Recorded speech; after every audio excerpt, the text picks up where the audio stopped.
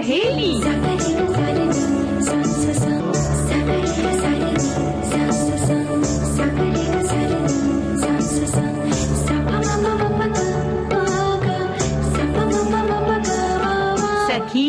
सहेली। सभी सखियों, सहेलियों और सखाओं को रेडियो सखी ममता सिंह का नमस्कार। चंचल जी, आपको भी हमारा नमस्कार। ममता जी, नमस्कार आपको और हमारे सभी सुनने वालों को भी। और आज के कार्यक्रम की शुरुआत हम कर चुके हैं। और चलिए सबसे पहले विषय बता देते हैं, बाकी बातचीत तो होती ही रहेगी। कुछ श्रोताओं को पता होते हैं, कुछ को नहीं पता होते हैं, तो जिन्हें नहीं पता है उनके लिए हम बताते हैं कि आज विश्व आरोग्य दिवस है, उस पर बातचीत की जाएगी। और सखी विशेष में हम बात करेंगे स्क्वैश खिलाड़ी जोशना चिनप्पा की। और कच्चे आम के व्यंजन बनाने के तरीके बताएंगे। और उम्मीद जब टूटती है चंचल जी, कई बार हम जरूरत से ज्यादा उम्मीद करते हैं किसी व्यक्ति से, किसी हालात से, या फिर कहीं और कहीं घूमने जाने के लिए या कुछ भी।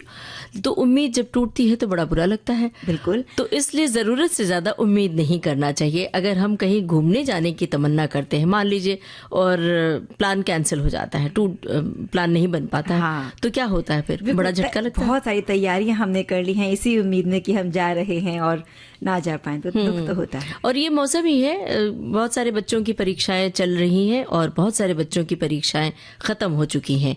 तो परिवार का प्लान होता है बहुत पहले से कि आप कहीं घूमने जाएं, सैर सपाटे के लिए जाएं, तो उम्मीदें टूटती हैं तो बुरा लगता है। तो हम ये उम्मीद की बात और घूमने की बात एक साथ क्यों रिलेट करें? वो इसलिए कि उम्मीदों के बारे में हमारे श्रोता क्या सोचते हैं वो हमें लिख भेजें विविध भारती के फेसबुक पेज पर www.facebook.com/VBS मुंबई टाइप करके पेज पर पहुंच जाएंगे। और क्या हुआ जब उनकी कोई उम्मीद टूटी, या क्या हुआ जब उन्होंने उम्मीद की, या क्या हुआ कि उम्मीद करते हैं नहीं करते, उनके अपने अनुभव। और उम्मीद टूटने के बाद वो किस तरह संभले, किस तरह अपने आप को उन्होंने संभाला, और फिर आगे उम्मीदें रखना छोड़ दिया या अब भी उम्मीद रखते हैं। बिल्कुल। इन सब चीजों के बारे में विस्तार से वो अपनी बातें लिख सकते हैं। इंसान की फितरत है चंचल जी, उम्मीद टूटती नहीं कभी।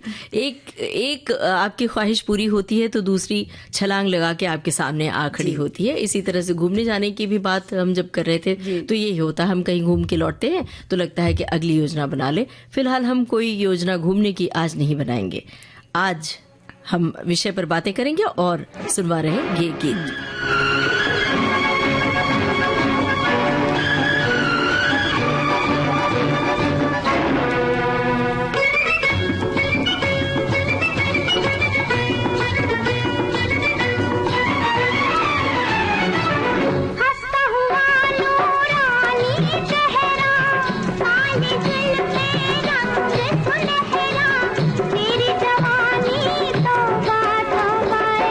दिल रुबा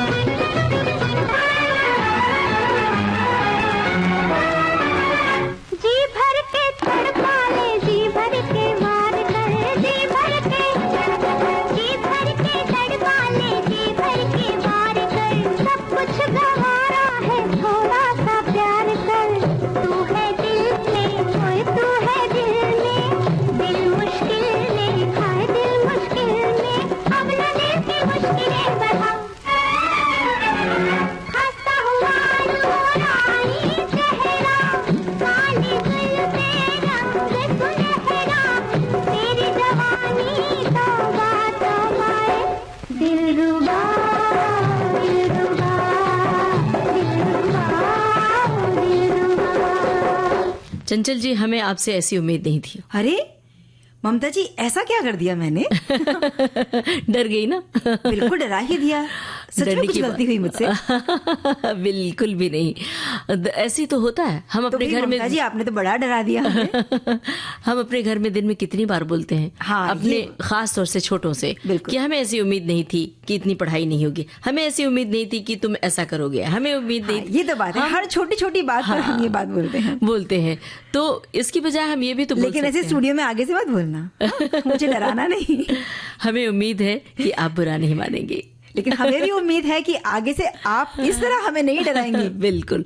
तो चंचल जी, हम ये कह रहे थे कि जब हम ये कहते हैं कि हमें उम्मीद नहीं थी ऐसा करने के लिए, हम ये कहें कि हमें उम्मीद है कि आप अच्छा काम करोगे, हमें उम्मीद है कि आप परीक्षा में अव्वल आओगे, हमें उम्मीद है कि आपका जो सपना है वो जरूर पूरा होगा। आज मुझे फिर इरशाद किया जाएगा, दिले नौशाद को इरशाद किया जाएगा। मैं ये कब से उम्मीद लगाए बैठी हूँ, एक बार फिर से मुझे याद किया जाएगा। बिल्कुल सही बात है, और हमारे सभी सुनने वाले आपको याद कर रहे हैं, और आप बहुत दिन से स्टूडियो में भी हमें नहीं नजर आ रही थी, तो हम भी आपको याद कर रहे थे। और देखिए, उम्मीद पूरी हो गई। और ये सच है ममता जी कि हम अपने आसपास बहुत सारे लोग होते हैं या बहुत सारी ऐसी चीजें होती हैं जिनसे जाने अनजाने में ही उम्मीद तो हम बहुत सारी लगा बैठते हैं, लेकिन जब ये उम्मीद टूट जाती है तो बड़ा दुख होता है। और ये दुख होना भी एक स्वाभाविक सी बात है, क्योंकि ये उम्मीद हमारे लिए कहीं ना कहीं मायने रखती है, और जब टूट जाती है आवाज भले ना आए, लेकिन दर्द बहुत ज्यादा होता है। बिल्कुल सही है। हम सभी कुछ उम्मीदों के साथ ही तो जीते हैं, हम सभी, चाहे वो छोटी हो या बड़ी हो। इन उम्मीदों के टूटने पर हमें निराशा होती है, खालीपन का एहसास भी होता है। ऐसे में अपनी भावनाओं को हमें एक्सेप्ट कर लेना चाहिए, स्वीकार कर लेना चाहिए, खुद को दोषी नहीं ठहराना चाहिए, और खुद को हमें समय देना चाहिए, उस पर विचार करना चाहिए कि ऐसा क्या हुआ जो हमारी उम्मीदों पर पानी फिर गया। बिल्कुल, ये बात आपने बहुत सही कही। कई बार कोई उम्मीद अगर टूट जाए, कुछ गलती हो जाए, तो हम खुद को बहुत ज्यादा दोष देते हैं। लगता है कि नहीं, जो भी कुछ हुआ सारा कसूर शायद हमारा ही था, हमने ही कुछ गलत किया होगा जिसकी वजह से, हमारी वजह से दूसरों की उम्मीद टूट गई। हमें ऐसा नहीं करना चाहिए था, और हम खुद को दोष देते देते बड़े दुख में डूब जाते हैं। ये चीजें ना हो। और अगर उम्मीद टूट भी गई है, तो जैसा आपने कहा ना कि इस परिस्थिति, इस हालात से, इस परिस्थिति से कैसे उबरना है, इसे हमें समझना बड़ा जरूरी हो जाता है। बिल्कुल, जैसे कि कोई विद्यार्थी जब किसी परीक्षा में बहुत मेहनत करता है और फिर पास नहीं होता, तो जाहिर है उसे निराशा होगी, क्योंकि पास होने की उम्मीद उसकी टूट गई। इसी तरह से जब एक किसान अपने खेतों में बीज बोता है, तो उसकी रुपाई, गुड़ाई, सिंचाई की देखभाल करता है, अच्छी फसल होगी ये सोचकर भविष्य के न जाने कितने सपने देखता, उम्मीद पालता है। कभी जब कुदरत अपना कहर दिखा देती है, किसी और वजह से फसल अच्छी नहीं होती, तो किसान निराश होता है, क्योंकि उसकी उम्मीद टूट चुकी होती है। आपकी इस बात पर मुझे एक बड़ा अच्छा शेर आ गया, मैंने कहीं पढ़ा था, वो मैं आपको सुनाती हूँ। सारी जमीन जल गई, आसमान अभी बाकी है, दरख्तों ठहर जाओ, इम्तिहान अभी बाकी है। क्या बात है। वो जो बैठे हैं सूखे खेत के मुंडेर पर, उसकी आंखों में बरसात अभी बाकी है। आसमान तू ही बरस जाए सूखी जमीन पर, किसी का घर गिरवी है और किसी का लगान अभी बाकी है। क्या बात है भाई, बहुत खूब। और ये सही फरमाया है कि उम्मीदें हमारे जीवन का बड़ा महत्वपूर्ण हिस्सा होती हैं, जिनके टूटने पर दुख तो जरूर होता है, लेकिन ये दुख अस्थायी होता है। इससे उबरने और फिर से खुद को मजबूत बनाने की क्षमता हम सब में होती है। और हमारे श्रोता उम्मीद लगाए बैठे होंगे कि गाना अब कब आएगा, तो उनकी उम्मीदों पे पानी न फिरे। ये रहा गाना।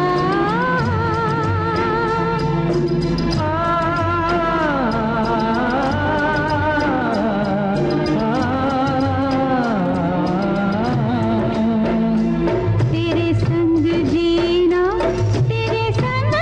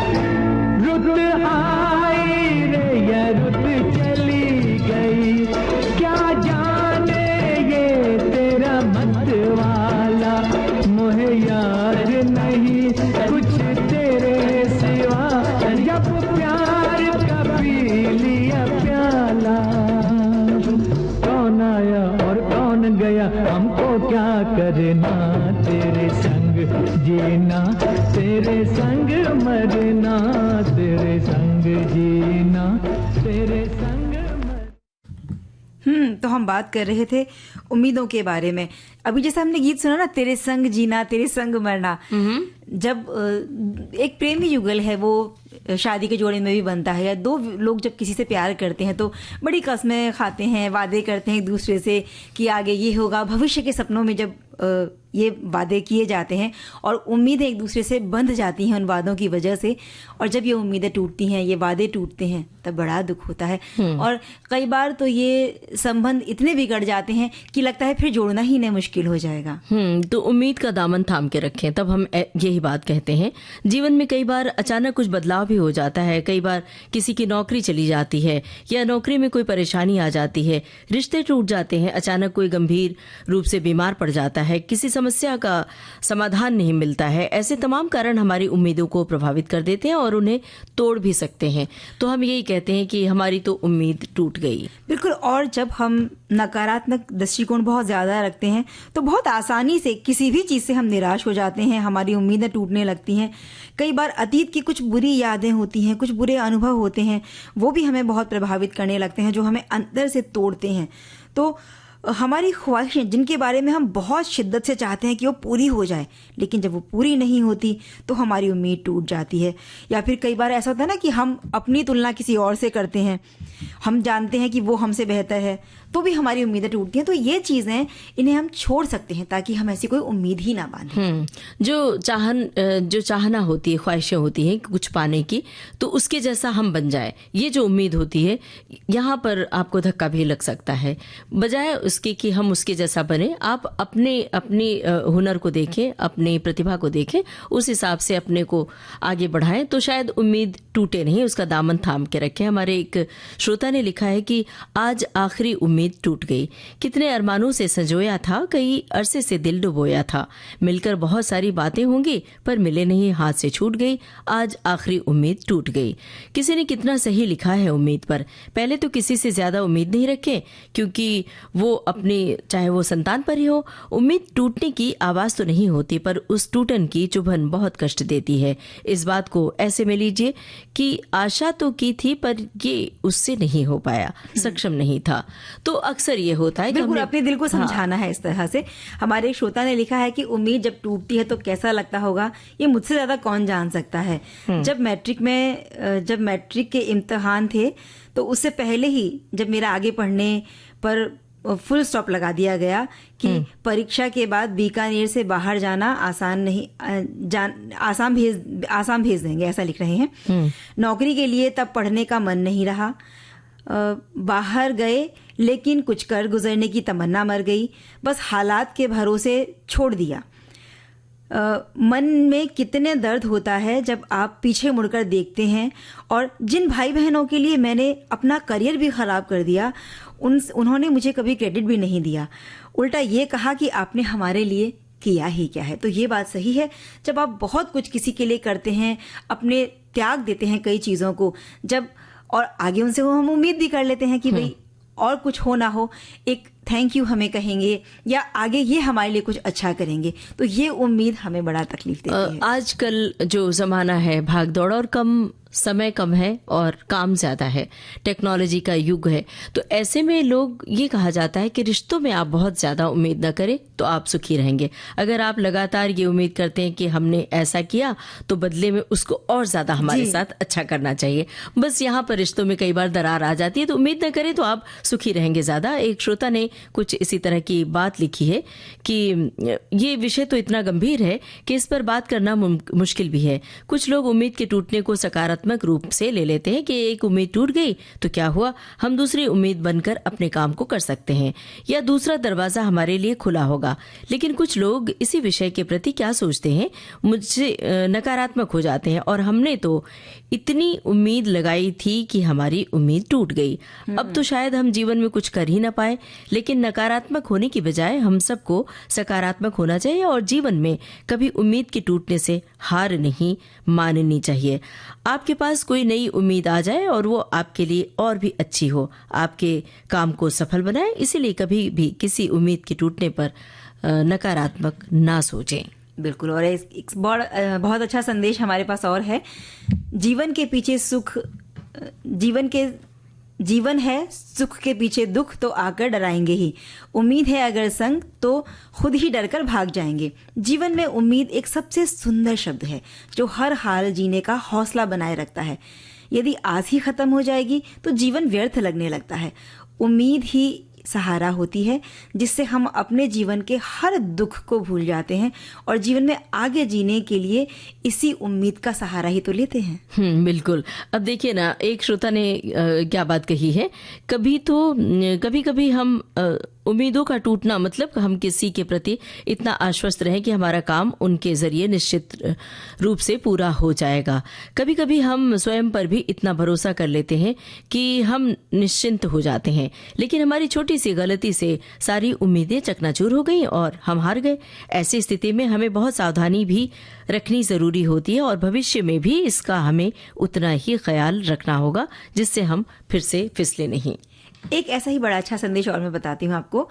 उम्मीदों के टूटने का अर्थ है किसी व्यक्ति की आशा, विश्वास या जिस चीज से वो जुड़ा है वो टूट जाता है, खो जाता है। इससे निराशा, अवसाद हो सकता है। उम्मीदों का टूटना एक ऐसी स्थिति है जो निराशा, दुख, अवसाद का कारण बन सकती है। ये व्यक्तिगत, सामाजिक, साहित्यिक तौर पर, साहित्यिक स्तर पर महत्वपूर्ण है। इसे समझने से हम मानव अनुभव की जटिलता को बेहतर ढंग से समझने में मदद मिल सकती है। जी, एक श्रोता ने लिखा है कि उम्मीद टूटने पर दुख तो बहुत होता है, पर उस दुख से निकलने का प्रयास करना होता है ताकि हम अगली उम्मीद कर सकें। एक श्रोता ने लिखा है कि मेहनत के बाद भी अच्छे नंबर से पास न होना, मन का, जीवन साथी का न मिलना, किसी प्रिय व्यक्ति का साथ छूट जाना, इन कारणों से दिल टूट ही तो जाता है। कुछ इनसे दूसरा रास्ता बदल लेते हैं तो जीवन में सफल हो जाते हैं। एक बड़ा अच्छा संदेश और आया है कि ये कोई अच्छी बात तो नहीं है उम्मीदों का टूटना, लेकिन जीवन में कभी ऐसा भी होता ही रहता है, तो ये भी एक अच्छा विषय है। उम्मीद हमारे आकांक्षाओं के प्रतीक हैं और इनके द्वारा हम अपने भविष्य को संवारने का काम करते हैं। लेकिन अगर यही धाराशायी हो जाएंगी तो हमारा भविष्य भी डगमगा ही जाता है। लेकिन कहा गया है ना कि जो घोड़े पे सवार होता है गिरता भी तो वही है, लेकिन जो अपनी इस गिरावट से प्रभावित नहीं होकर फिर से प्रयास करता है वो हमेशा ही उम्मीदों पर खरा उतरता है। अब एक श्रोता की टिप्पणी ही लिखा है कि सारी दुनिया उम्मीदों पर ही तो टिकी है, ये हमारे जीने का सहारा है, लेकिन जब ये टूट जाती है तो मनुष्य परेशान हो जाता है, उससे कुछ सूझता ही नहीं। कभी कभी उम्मीद ना होते हुए भी हम वो काम कर जाते हैं जिसका ख्वाब में भी हम सोचते नहीं। कभी कभी ऐसा भी होता है कि हम उम्मीद नहीं करते हैं और दरवाजे पर बेल बजती है, घंटी बजती है और कोई आपका प्रिय आ जाता है, तो ऐसी उम्मीद भी आपके लिए सुखद होती है ना। तो अब एक गाना सुन ले जो ये भी बड़ा सुखद रहेगा।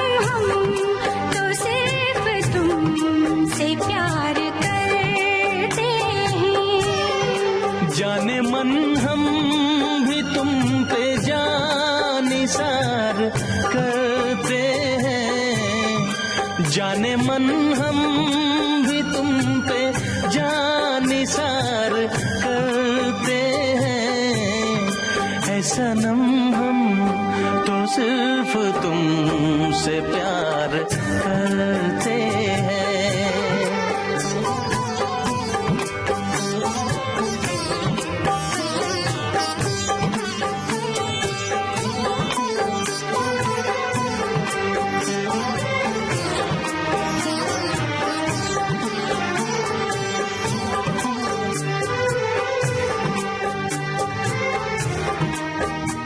तेरी उम्मीद तेरा इंतजार करते हैं हम, भला कौन नहीं इंतजार करता है, कौन नहीं उम्मीद करता है अपने प्रिय का। तो ये उम्मीद पर दुनिया टिकी हुई है। हमारे श्रोताओं ने भी बात लिखी है, लेकिन बहुत कम श्रोताओं ने अपने अनुभव साझा किए हैं। एक श्रोता ने अपनी बात कुछ इस तरह से लिखी है कि मेरे साथ में मेरे सहायक एक लड़का काम करता है। मेरा सहायक बड़ा ही नेक दिल इंसान है। पिछले हफ्ते उसका मैट्रिक का रिजल्ट जारी हुआ जिसमें वो असफल रहा। लेकिन मैट्रिक का एग्जाम के रिजल्ट की तो अभी प्रतीक्षा है लोगों को। ये शायद पिछले रिजल्ट की बात, हाँ पिछले साल की बात होगी, जिसमें वो असफल रहा। वो 3-4 दिन तक घर से नहीं निकला और रोए जा रहा था। बार बार कह रहा था कि मेरी उम्मीद ही टूट गई। फिर मैंने उसे संभाला और समझाया कि फिर से कोशिश करो और उम्मीद मत करो, मेहनत करो, सफलता अपने आप मिलेगी। बिल्कुल सही बात है।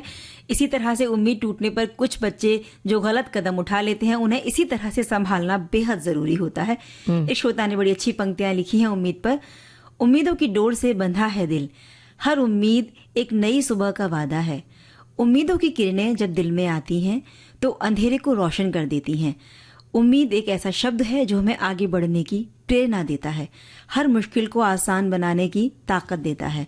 उम्मीद एक ऐसा दीपक है जो हमारे दिल में जलता है और हमें सही रास्ते पर चलने की दिशा दिखाता है। बिल्कुल। कई बार ये भी कहना पड़ता है कि इतना प्यार मत बढ़ाओ आपस में कि उम्मीद टूट जाए। ये गाना सुनते हैं जी, देखते हैं क्या बात है इसमें।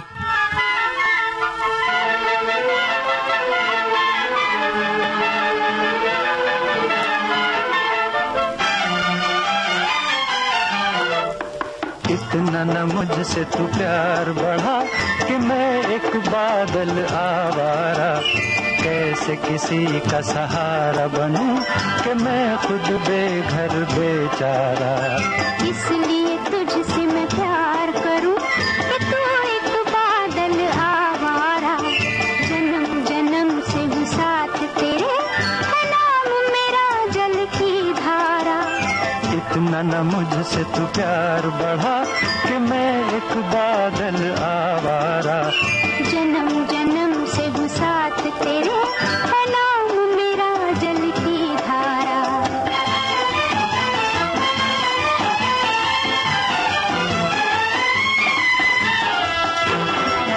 मुझे एक जगह आराम नहीं, रुक जाना मेरा काम नहीं। मुझे एक जगह आराम नहीं, रुक जाना मेरा काम नहीं। मेरा साथ कहाँ तक दोगी तुम, मैं देश विदेश का बंजारा।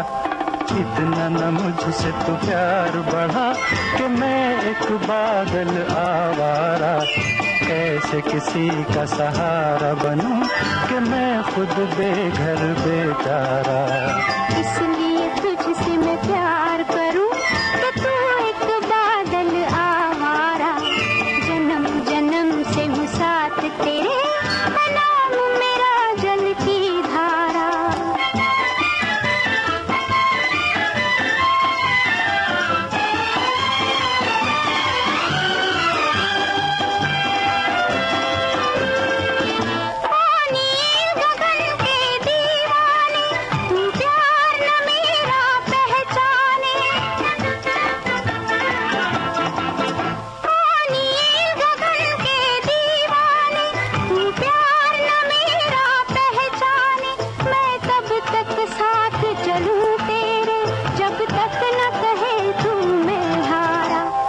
इतना न मुझसे तू प्यार बढ़ा कि मैं एक बादल आवारा, कैसे किसी का सहारा बनूं कि मैं खुद बेघर बेचारा। इसलिए तुझसे मैं प्यार करूं कि तू एक बादल आवारा, जन्म जन्म से हूँ साथ तेरे, है नाम मेरा जल की धारा। इतना न मुझसे तू प्यार बढ़ा कि मैं एक बादल आवारा। चंचल जी बात अरे कर रहे थे। एक साथ दोनों हम बात कर रहे थे उम्मीद की, है ना? हाँ, और सुनीता विलियम्स का नाम आपने सुना ही होगा। कुछ कह रही थी, तो बताइए। लाखों करोड़ों लोग ये उम्मीद लगाए बैठे थे कि वो जल्दी शीघ्र और सुरक्षित लौट आएंगे। उनके लिए बहुत दुआएं हो रही थी और उनकी उम्मीदें रंग लाईं कि वो लगभग 9 महीने के बाद वापस धरती पर कदम रख सकें। शायद उम्मीद में बहुत ताकत भी है। जी। और अब ले रहे हैं एक ब्रेक छोटा सा।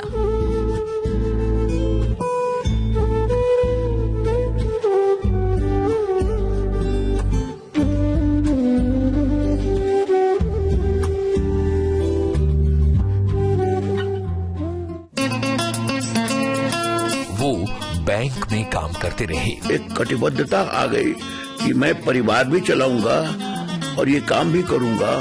ऐसा क्या है जो मैं नहीं कर सकता। लेकिन रंगमंच से उनका जुड़ाव एक जुनून की हद तक था। और थिएटर का जुनून बढ़ गया जब करने लगे। मेन लीड हमको दिया जाने लगा। ये सब करते करते इसी बीच में उषा गांगुली मिल गई। मशहूर धारावाहिक वागले की दुनिया से वो पहुंच गए लोकप्रियता के शिखर पर। आई नेवर एक्सपेक्टेड दैट वागले की दुनिया इतना बड़ा इम्प्रेशन डालेगा पब्लिक पे। जी। इसमें सिर्फ 6 एपिसोड बनाए गए। जाने माने अभिनेता अंजन श्रीवास्तव आ रहे हैं विविध भारती पर 12 अप्रैल शाम 4 बजे बॉम्बे टॉकीज में।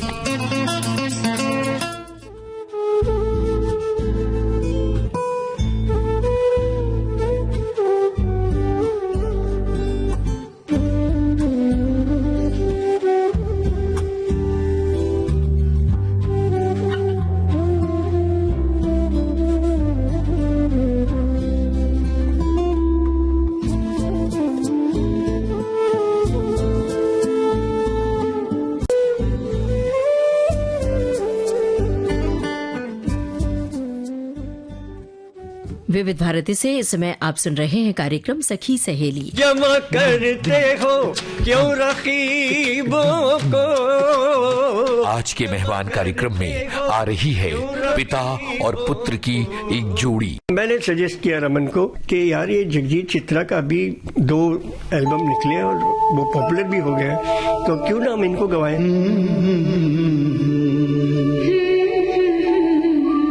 पिता जिन्होंने साथ साथ जैसी फिल्मों में संगीत देकर आपके दिल में जगह बनाई। तुमको देखा तो ये ख्याल। सामने वही गाने आते थे, मालिक तेरे बंदियां। कम से कम मुझे 1 महीना गुजर गया। तो बेचारे आते थे अभिलाष जी, तो बोला चल थोड़ा घूम के आते। बातें करते करते बोरीवली तक आ गए और वहाँ एक गन्ने की रस की दुकान में बैठ। जी पे गल सुन, इतनी शक्ति हमें देना दाता, मन का विश्वास कमजोर हो। मैं कहा हो गया। इतनी शक्ति हमें देना दाता।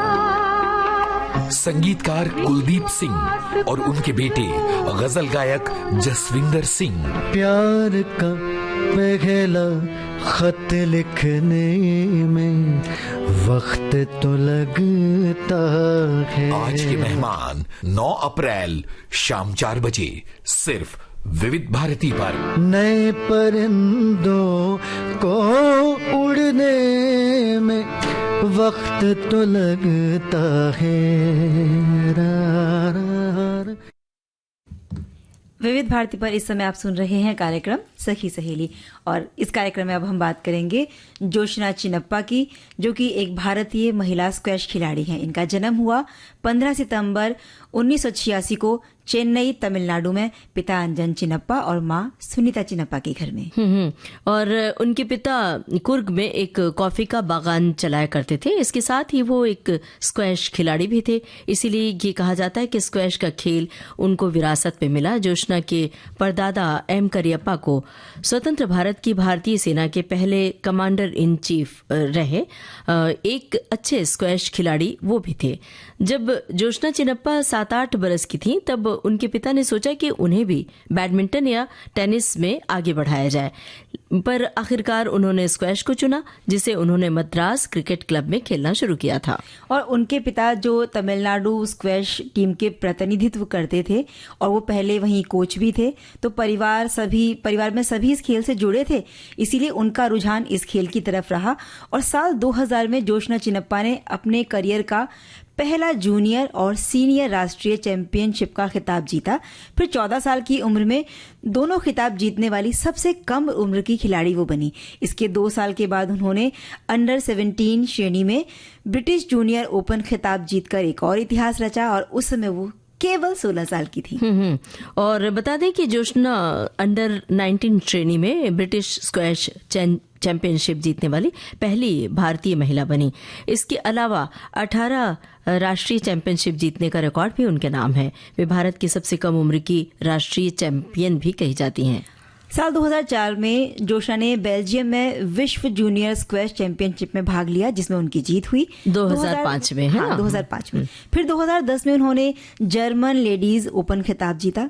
साल 2012 में 7 महीने का ब्रेक लिया। इसके बाद वो वापस जब आई तो अपने होम टाउन चेन्नई में ओपन विस्पा यानी कि WISPA का खिताब उन्होंने जीता। साल 2014 में ऑस्ट्रेलिया के पूर्व चैंपियन रोचेल ग्रीनहैम को पछाड़ते हुए रिचमंड ओपन का खिताब जीता। साल 2014 में ही ग्लासगो में आयोजित किए गए थे 20वें राष्ट्रमंडल खेल यानी कॉमनवेल्थ गेम्स। इसमें जोशना चिन्नप्पा और दीपिका पल्लिकल इन दोनों की जोड़ी ने स्क्वैश में भारत के लिए स्वर्ण पदक जीता और इतिहास रचा।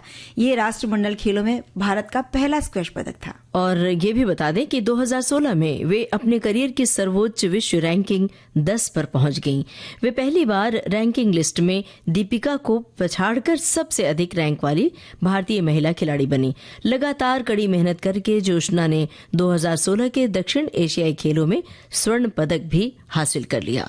2019 में 77वीं सीनियर नेशनल चैंपियनशिप में जोशना ने अपना 18वां चैंपियनशिप का खिताब जीता।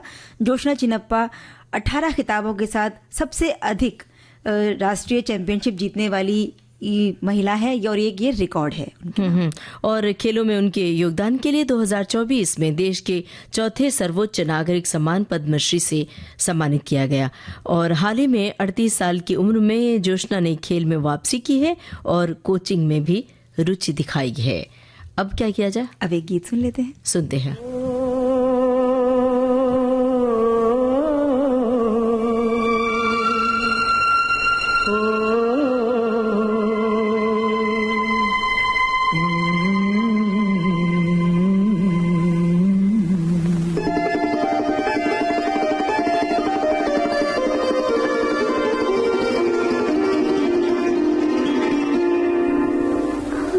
जब सिमट के आप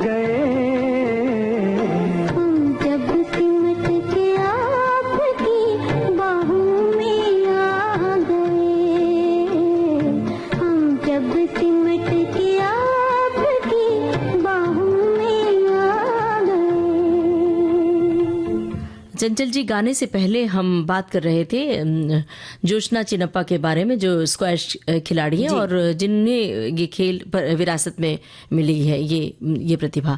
तो कई बार क्या होता है कि घर में हम लड़कियों को खेल की दुनिया में आगे बढ़ने के लिए कोई पीठिका नहीं बनाते, कोई जमीन नहीं बनाते हैं। ये कभी कहते ही नहीं लड़कियों से कि खेल की दुनिया में जाओ। तो लड़कियां जो अपने आप से आगे बढ़ी हैं, तो जैसे पढ़ने के लिए प्रेरित किया जाता है और लड़कियों को सिलाई कढ़ाई और खाना बनाने के लिए प्रेरित किया जाता है, वैसे ही आपको खेल के लिए भी प्रेरित करना चाहिए और साथ में उनके न्यूट्रिशन का, उनकी पौष्टिकता का भी ख्याल रखना चाहिए। क्योंकि अगर खेल की दुनिया में आपको आगे बढ़ना है तो आपको शुरू से ही अपने न्यूट्रिशन का बहुत ध्यान रखना पड़ेगा। ममता जी, बिल्कुल सही है आपकी बात। जैसे जोशना चिनप्पा की हम बात कर रहे थे, जहां परिवार में ऐसी परंपराएं होती हैं उन लड़कियों को आगे बढ़ने में शायद दिक्कतों का सामना नहीं करना पड़ता। लेकिन जिन परिवारों में खेल का दूर दूर तक कोई नाता ही नहीं है, लेकिन कहीं कोई बच्चा, लड़की हो या लड़का, ऐसा जन्म लेता है जिसकी खेलों में बहुत रुचि होती है और वो जब आगे बढ़ना चाहता है तो परिवार वाले कहते भी कि भाई इसमें क्या करियर बनेगा तुम्हारा, ऐसा कुछ खेल में तुम आगे चल के क्या कमाओगे, स्ट्रगल बहुत है। इसीलिए चंचल जी, आज की लड़कियों ने ये बात खारिज कर दी है कि खेल की दुनिया में लड़कियां भी आगे बढ़ रही हैं और खेल की दुनिया में आगे बढ़ रही है। लेकिन खेल की दुनिया में आगे बढ़ने के लिए बहुत जरूरी है न्यूट्रिशन का ख्याल रखना, उनके स्वास्थ्य का ख्याल रखना। अगर वे स्वस्थ रहेंगे तभी आगे बढ़ पाएंगे। और स्वस्थ रहने से जब आपने बात शुरू की तो मुझे याद आ गया कि आज विश्व आरोग्य दिवस भी है, क्योंकि आज 7 अप्रैल है ना। जी बिल्कुल। और ये दिन विश्व स्वास्थ्य संगठन यानी कि WHO की स्थापना हुई थी, उसकी याद में हम मनाते हैं, जो कि 1948 में हुई थी। और हर साल WHO इस दिन को अलग अलग कार्यक्रमों के साथ मनाने की तैयारियां करता है। दूसरे विश्व युद्ध के बाद दुनिया को स्वास्थ्य के क्षेत्र में एकजुट होकर इस विषय पर सोच विचार करने की जरूरत महसूस हुई और इसी सोच के साथ विश्व स्वास्थ्य संगठन की स्थापना की गई 1948 में।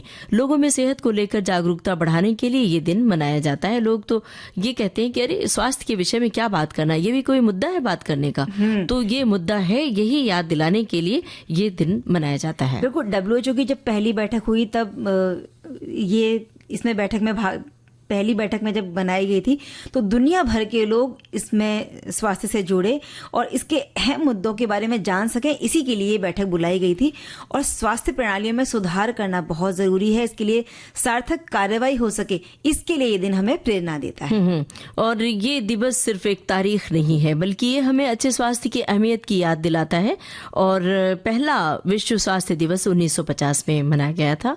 इसे शुरू करने का उद्देश्य लोगों को बीमारियों की रोकथाम, सेहतमंद रहना, जीवन शैली, उनकी स्वस्थ जीवन शैली और सभी के लिए स्वास्थ्य सुविधा के बारे में जागरूक करना इसका उद्देश्य था। ऐसा ही एक कमेंट हमारे श्रोता लिख रहे हैं कि इसकी शुरुआत इसीलिए की गई थी कि हम स्वास्थ्य के प्रति जागरूक रहें, अपने स्वास्थ्य का ख्याल रखें और स्वस्थ शरीर, स्वास्थ्य सिर्फ शरीर का नहीं होता बल्कि मानसिक और सामाजिक कारण भी होते हैं। और स्वास्थ्य के प्रति की ये सही परिभाषा है। इस दिन का मुख्य उद्देश्य यही है कि हम तीनों तरह से अपने स्वास्थ्य का ख्याल रखें, यानी कि शारीरिक, मानसिक, सभी तरह का ख्याल आपको रखना है। किसी भी दिवस के सफल आयोजन के लिए हर बरस एक विषय निर्धारित किया जाता है। विश्व स्वास्थ्य दिवस की थीम क्या होती है? इस साल इसकी थीम है 2025 की स्वस्थ शुरुआत, आशापूर्ण भविष्य। और ये जो थीम है मातृ एवं नवजात शिशु के स्वास्थ्य पर जोर देती है। इसमें एक गर्भवती स्त्री के बेहतर स्वास्थ्य की सेवा, उसकी कुशल प्रसव सहायक और मानसिक स्वास्थ्य सहायता के प्रयास किए गए हैं। सुरक्षित गर्भधारण और स्वस्थ भविष्य सुनिश्चित करने के लिए बहुत सारी कार्रवाई और प्रयास भी किए जा रहे हैं। क्योंकि एक माँ सुरक्षित होगी जो उसके गर्भ में बच्चा पल रहा है, तभी वो सुरक्षित होगा। और अगर वहीं उसको पोषण नहीं मिलेगा तो जब वो पैदा होगा तब वो कुपोषित ही रहेगा और फिर जीवन भर उसे बहुत सारे परेशानियों से जूझना पड़ता है। इसलिए जब वो गर्भस्थ है शिशु, तभी उसका और उसकी माता का ध्यान रखना बहुत जरूरी होता है। बिल्कुल, जो नहीं रखा जाता है अमूमन। अभी भी बहुत सारे गांव ऐसे हैं जहां पर गर्भवती माँ का ख्याल नहीं रखा जाता। बच्चा पैदा होने के बाद तो उसकी बड़ी केयर की जाती है, देखभाल की जाती है, लेकिन माँ का ध्यान नहीं रखा जाता है। ये बहुत जरूरी मुद्दा है, क्योंकि अगर माँ माँ स्वस्थ रहेगी तो स्वस्थ बच्चा पैदा होगा। प्रसव के बाद महिलाओं के भविष्य में होने वाली स्वास्थ्य समस्याओं से निपटने के लिए और उन्हें बेहतर स्वास्थ्य जांच हो उनकी और उपचार भी उनको अच्छे मिले, इसके लिए ये बहुत ज़रूरी है कि इस दिन की जो थीम है इस पर हम ध्यान दें, ताकि प्रसव के दौरान होने वाली जो मृत्यु दर होती है उस पर भी रोक लगाई जा सके। जब पोषण नहीं मिलता है एक माँ को तो प्रसव के दौरान बहुत सारी माताएं ऐसी होती हैं जो बच्चे को जन्मते ही अपने प्राण खो देती हैं।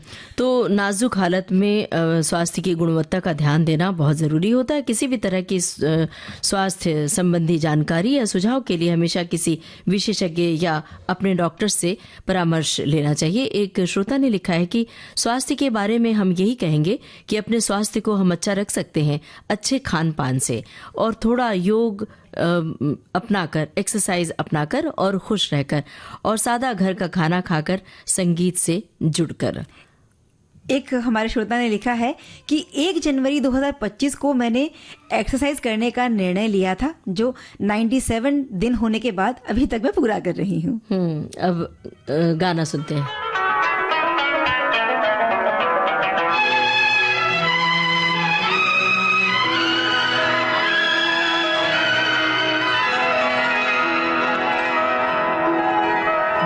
अगर तुम भुला न दोगे सपने ये सच ही होंगे, हम तुम जुदा न होंगे, हम तुम जुदा न होंगे। अगर तुम भुला न दोगे सपने ये सच ही होंगे, हम तुम जुदा न होंगे, हम तुम जुदा न होंगे।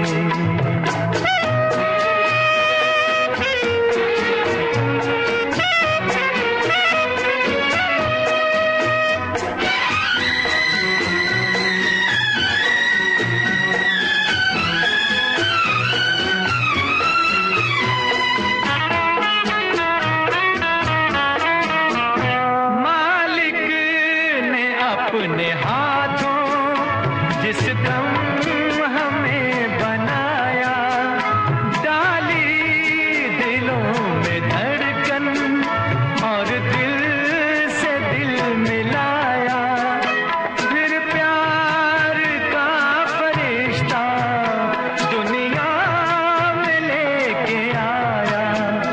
अगर तुम भुला न दोगे सपने ये सच ही होंगे, हम तुम जुदा न होंगे, हम तुम जुदा न होंगे।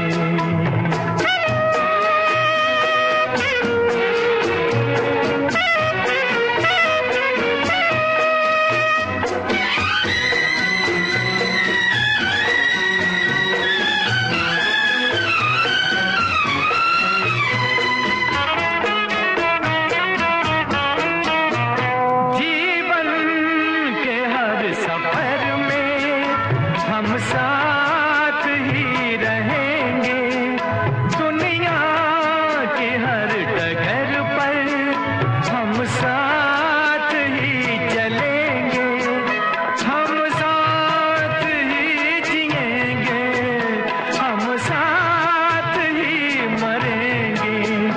अगर तुम भुला न दोगे सपने ये सच ही होंगे, हम तुम जुदा न होंगे, हम तुम जुदा न होंगे।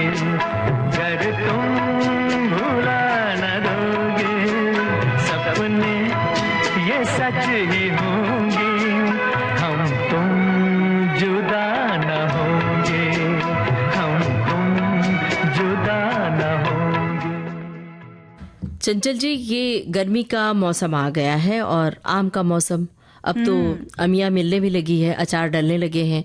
और जब आम का मौसम आता है अचार डालते हैं, ताज़े अचार के स्वाद की बात ही अलग होती है। वो तो अचार आप किसी के साथ, दाल चावल के साथ खाते हैं, और पराठे के साथ खाते हैं। और इस समय जो मौसम है सत्तू का मौसम होता है। हाँ। सत्तू के साथ भी अचार खाया जाता है। सत्तू के तो खाने का तरीका बहुत ही अलग अलग होता है। उसे घोलकर शरबत बना के पीते हैं, सत्तू को ऐसे ही पानी मिला के नमक मिला के, वो अचार के साथ खाने का स्वाद अलग ही होता है।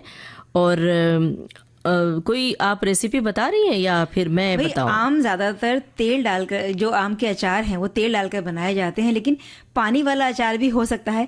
ये जब मैंने आज एक रेसिपी देखी, हमारी बड़ी अच्छी सखी है उनकी, तो मैं बताती हूँ। इन्होंने 5 किलो कच्चे आम के को लेकर ये रेसिपी बताई है। 5 किलो कच्चे आम में 1.25 किलो नमक और मिर्च पाउडर, हींग, सरसों की दाल को थोड़ा सा बारीक करना है, हल्दी पाउडर और आवश्यकता अनुसार सरसों का तेल, सिर्फ 1 कटोरी, मतलब बहुत कम तेल में ये अचार बनेगा। एक बड़े बर्तन में नमक डालकर पानी डालें, जिससे कि नमक में वो अच्छे से भीग जाएं। अब इसे बहुत अच्छे से फेंटना है, जिससे ये हल्का महसूस होने लगे। अब इसमें राई की दाल का पाउडर और लाल मिर्च, हींग और तेल डालकर मिलाना है। अच्छे से मिलाना है और सारे आम डाल देने हैं। अच्छे से मिलाकर साफ बर्नी में भर देना है। 3-4 दिन के बाद ये खाने के लिए तैयार भी हो जाता है और नमक थोड़ा ज़्यादा होने के कारण ये ख़राब भी नहीं होता। तो ये बहुत सही बात है, जो नमक हम डालते हैं अचार में, नमक है या तेल है, ये प्रिजर्वेटिव का काम करते हैं और लंबे समय तक अचार को रोक के रखते हैं। तभी तो हम साल साल भर खाते हैं अचार। बिल्कुल। ये जो रेसिपी एक श्रोता ने भेजी है, इसमें भी आम की ही रेसिपी है। लिखा है कच्चे आम को कैसे तैयार करें। 500 ग्राम कच्चा आम ले लें, 250 ग्राम गुड़ ले लें और 2 चम्मच सरसों का तेल, 1 चम्मच सौंफ, 1 चम्मच जीरा और आधा चम्मच मंगरेल, आधा चौथाई चम्मच हल्दी पाउडर और 1 चम्मच कश्मीरी लाल मिर्च पाउडर, 1 चम्मच लाल मिर्च पाउडर, 1 चम्मच भुना हुआ जीरा पाउडर और 1 चम्मच काला नमक, स्वाद के अनुसार भी ले सकते हैं नमक, और आधा चम्मच धनिया पाउडर और ज़रूरत के हिसाब से पुदीने की पत्तियां ले लें। सबसे पहले आम को धो लें और फिर छील लें, लंबाई में इसे काट लें। सभी सामग्री को एक साथ रखें। कढ़ाई में तेल गरम करें और इसमें जीरा, सौंफ, मंगरेल डाल दें। फिर इसमें कटे हुए आम डालें और मिक्स करके थोड़ी देर भून लें। 5 मिनट बाद इसमें सभी मसाले और पुदीना पत्ती डालकर मिला दें, मिक्स कर दें। आधा ग्लास पानी डालें और ढक दें। जब आम थोड़ा सा पक जाए तो इसमें गुड़ डालें और मिक्स करें, फिर से ढक दें। जब गुड़ गल जाए तब आम जब गल जाए और आम पारदर्शी दिखने लगे, ट्रांसपेरेंट दिखे, तो समझिए कि इसकी चटनी तैयार है। अपने अनुसार चटनी में पानी कम ज्यादा कर सकते हैं, पानी कम या ज्यादा कर सकते हैं। ठंडा होने पर इसे सर्व करें। ठंडा होने पर चटनी और गाढ़ी हो जाएगी। अब आप भी बनाइए और एंजॉय कीजिए। एंजॉय करने से पहले इसे खाइए। और चलिए हम एक गाना सुनकर थोड़ा सा एंजॉय करें। आया रे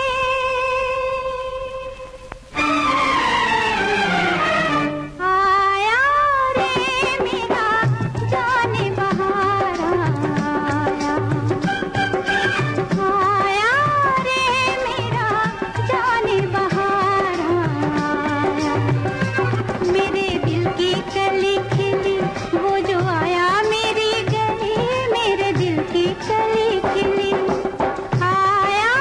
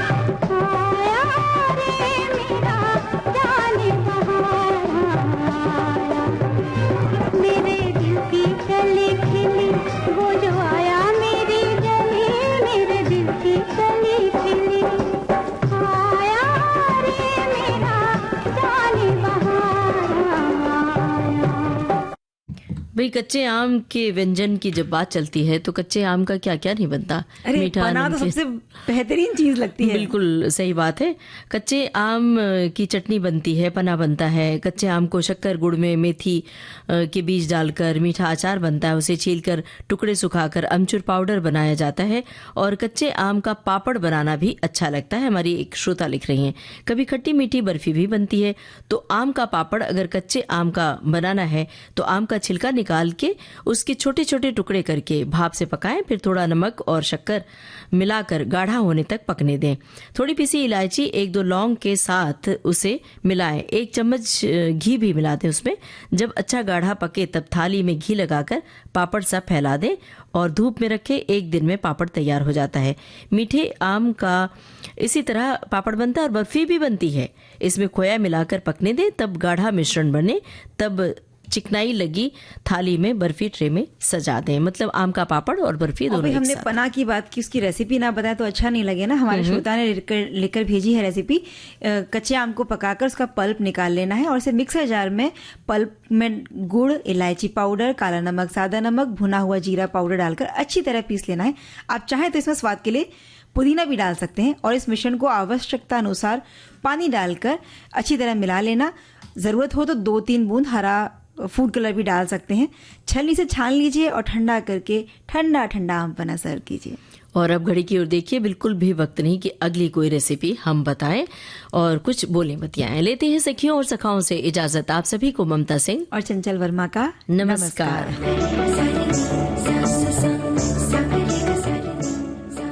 सखी सहेली कार्यक्रम की प्रस्तुतकर्ता अनुश्री पाठक। सखी सहेली।